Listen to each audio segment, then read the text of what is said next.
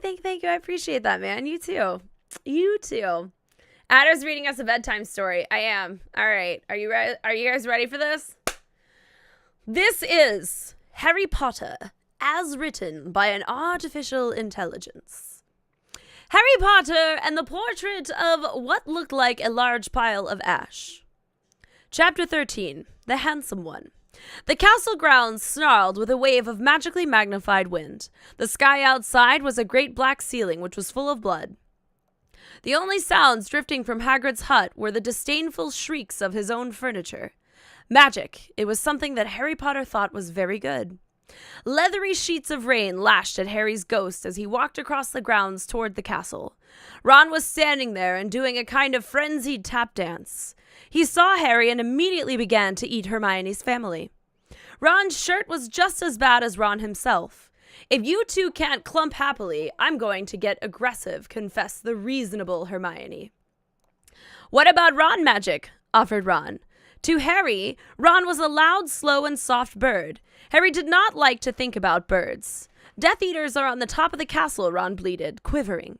Ron was going to be spiders. He just was. He wasn't proud of that, but it was going to be hard not to have spiders all over his body after all is said and done. Look, said Hermione. Obviously, there are loads of Death Eaters in the castle. Let's listen in on their meetings. The three complete friends zapped onto the landing outside the door to the castle roof. They almost legged it, but witches are not climbing. Ron looked at the doorknob and then looked at Hermione with searing pain. I think it's closed, he noticed. Locked, said Mr. Staircase, the shabby-robed ghost. They looked at the door, screaming about how closed it was and asking it to be replaced with a small orb. The password was, Beef Women! Hermione cried. Harry, Ron, and Hermione quietly stood behind a circle of Death Eaters who looked bad. I think it's okay if you like me, said one Death Eater. Thank you very much, replied the other. The first Death Eater confidently leaned forward to plant a kiss on his cheek. Oh, well done, said the second as his friend stepped back again. All the other Death Eaters clapped politely. Then they all took a few minutes to go over the plan to get rid of Harry's magic. Harry could tell that Voldemort was standing right behind him. He felt a great overreaction. Harry tore his eyes from his head and threw them into the forest. Voldemort raised his eyebrows at Harry, who could not see anything at the moment. Voldemort, you're a very bad and mean wizard, Harry savagely said. Hermione nodded encouragingly. The tall Death Eater was wearing a shirt that said, Hermione has forgotten how to dance. So Hermione dipped his face in mud. Ron threw a wand at Voldemort and everyone applauded. Ron smiled. Ron reached for his wand slowly.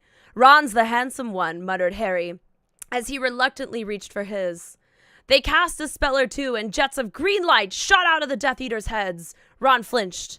Not so handsome now, thought Harry, as he dipped Hermione in hot sauce. The Death Eaters were dead now, and Harry was hungrier than he had ever been.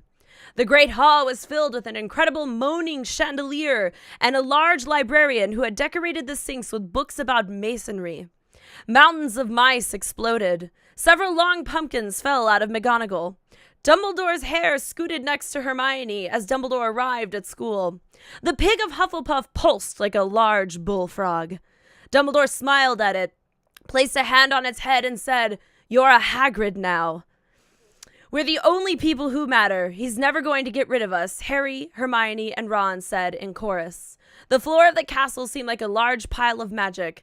The Dursleys had never been to the castle, and they were not about to come in here. Harry Potter and the portrait of what looked like a large pile of ash.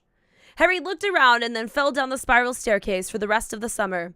I'm Harry Potter, Harry began yelling. The dark arts better be worried, oh boy. Pumpkins fell out of McGonagall? Why are pumpkins falling out of McGonagall?